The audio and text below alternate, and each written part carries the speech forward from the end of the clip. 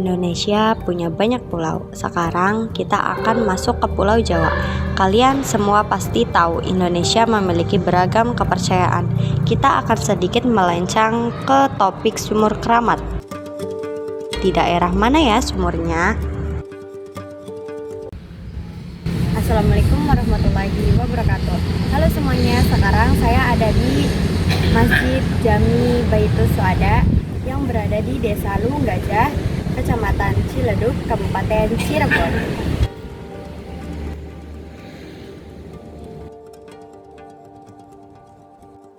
Asal muasal sumur keramat. Pada awal abad ke-16, perkembangan agama Islam di Luwung Gajah sedang pesat-pesatnya. Pondok Paguron adalah salah satu tempat yang banyak didatangi oleh murid-murid yang ingin belajar agama Islam dan ilmu kedijayaan atau kanuraga. Tak terkecuali Ki Jaya, ialah adalah seorang kesatria yang sudah memiliki ilmu kedijayaan dan ingin memperdalam ilmunya di Pondok Paguron yang berada di Luwung Gajah.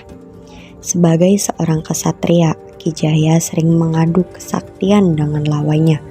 Namun, pada suatu ketika, Ki Jaya terkena sabetan pedang oleh lawannya dan meninggalkan bekas di wajahnya. Dan pada akhirnya, Ki Jaya memiliki cacat pada wajahnya. Pada suatu hari, Ki Jaya bertemu dengan seorang gadis cantik. Ia adalah seorang putri Gegeden Luwung Gajah.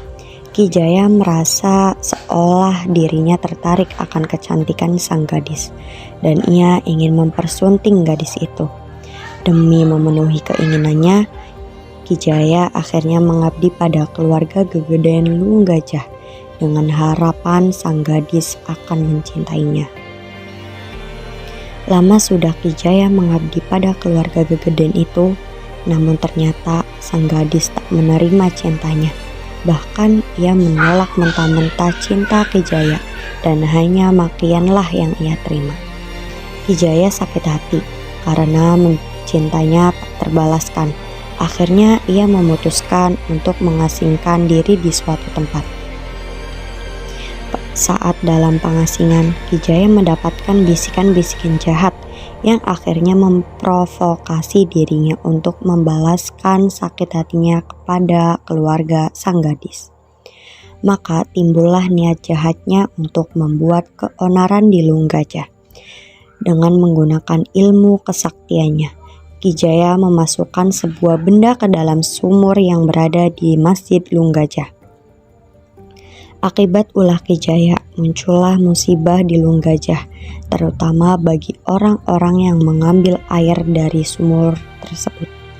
Banyak penduduk yang sakit pada sore hari dan kemudian esok harinya meninggal.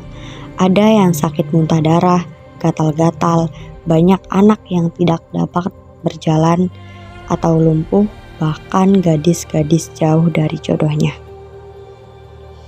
Musibah ini akhirnya menyebar kemana-mana.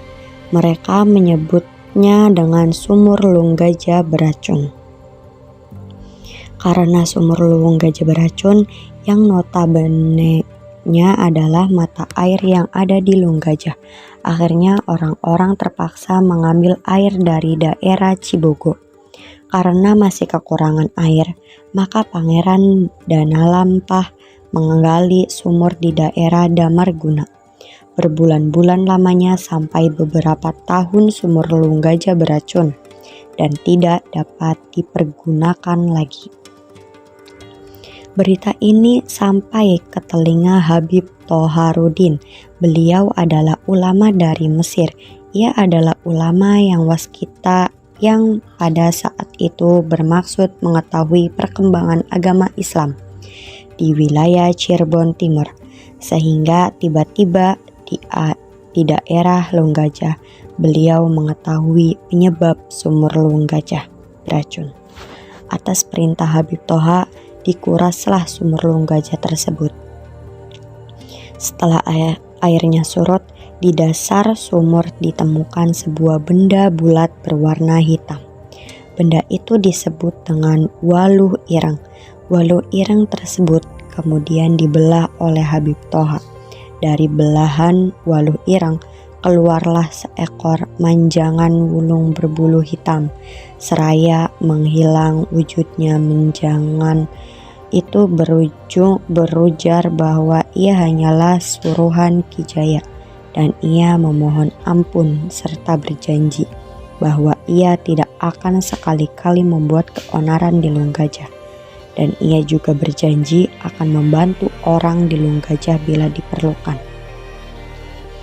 Untuk membuktikan mengakuan manjangan wulung dengan serta merta, Ki Jaya dihadapkan pada permusyawaratan para gegeden. Di antaranya adalah Habib Toha, Buyut Surajaya, Buyut Kendit, Haji Kalimudin, dan lain-lain. Di hadapan semua orang, akhirnya Ki Jaya mengakui segala perbuatan yang sudah ia lakukan. Ia mengatakan bahwa ia sakit hati karena cintanya ditolak. Namun pada akhirnya ia sadar, dan ia juga berjanji tidak akan mengulangi lagi segala perbuatan terkutuk itu. Ia sadar bahwa jodoh Pati Bagja dan celaka ada di tangan Yang Maha Kuasa.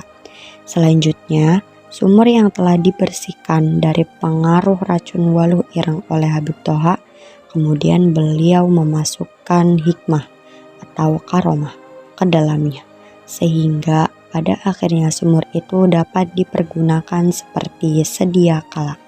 Segala penyakit yang diderita oleh penduduk selama ini akhirnya dapat pulih kembali setelah mandi di sumur Lunggajah.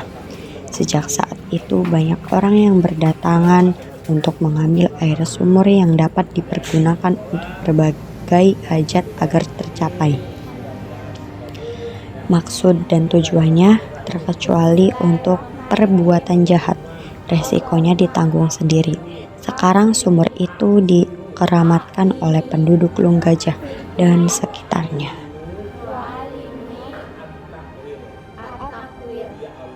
Ya Allah, mudahkan saya dalam mencari ilmu dan pahamkan saya terhadap hal-hal yang sulit. Makasih Bapak. Di sini aku yang pegang. Kamu lagi. Tahu. Biar ganteng. Nah, itu dia sejarah singkat dari sumur keramat ini. Semua info kita ambil dari warga setempat. Kembali lagi kepada kepercayaan masing-masing. Sumur ini hanya menurut warga setempat, dan kebetulan setiap orang yang datang terkadang keinginannya terkabul. Misalnya ada anak-anak yang belum bisa jalan dimandikan di sini. Keesokan harinya anak tersebut bisa berjalan. Jadi ini menurut kepercayaan masing-masing. Dari sejarah singkat tadi, pesan positif yang dapat kita ambil adalah untuk menjaga ucapan kita karena orang lain dapat tersinggung, seperti Ki Jaya yang sudah berharap lama tapi malah terkena makian dan membuat Ki Jaya balas dendam. Tak terasa kita udah nyampe ujung video aja nih. Sekian dari saya dan kelompok saya. Saya ucapkan terima kasih kepada anggota kelompok saya yang sudah membantu saya. Maaf bila ada salah kata atau menyinggung keperasaan. Kurang lebihnya terima kasih. Wallahu taufiq wal hidayah. Wassalamualaikum warahmatullahi wabarakatuh.